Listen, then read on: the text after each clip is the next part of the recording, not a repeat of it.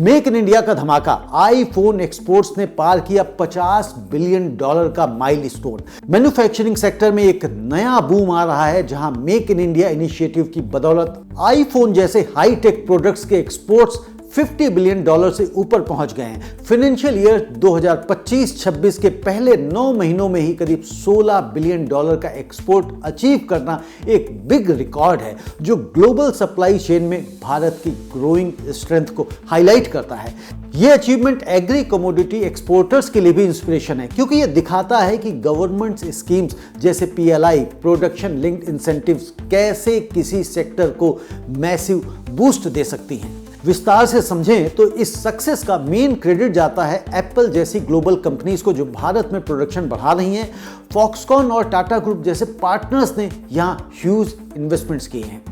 Financial year 2025-26 के 9 महीनों में, यानी कि पहले 3 क्वार्टर्स में $16 बिलियन का फिगर पिछले वर्षों के मुकाबले डबल से अधिक है, जो इंडिया के नॉन एग्री एक्सपोर्ट्स को न्यू हाइट्स पर ले जा रहा है।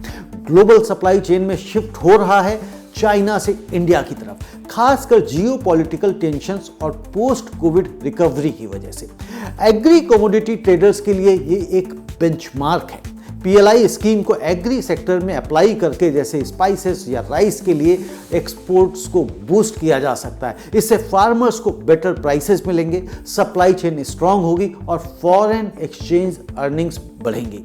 चैलेंजेस तो हैं, जैसे लेबर स्किल्स, इंफ्रास्ट्रक्चर और ग्लोबल ट्रेड बैरियर्स, लेकिन ये मॉडल एग्री एक्सपोर्टर्स को स्ट्रेटेजी रीथिंक करने के लिए मोटिवेट करता है, जैसे value added products, organic spices पर फोकस करना। ओवरऑल ये इंडिया को मैन्युफैक्चरिंग पावर हाउस बनाने की डायरेक्शन में एक की स्टेप है, जो एग्री सेक्टर को भी इंडस्ट्री 4.0 की तरफ ले जा सकता है। मुद्दे की बात यह कि आईफोन एक्सपोर्ट्स का ये रिकॉर्ड मेक इन इंडिया की सक्सेस का सिंबल है और कमोडिटी ट्रेडर्स के लिए एक सीख है कि स्ट्रेटेजिक पॉलिसीज और ग्लोबल पार्टनरशिप से एक्सप्लोसिव ग्रोथ पॉसिबल है। फ्यूचर में एग्री सेक्टर को इसी पाथ पर चलकर ग्लोबल मार्केट में अपनी होल्ड और स्ट्रांग करनी चाहिए।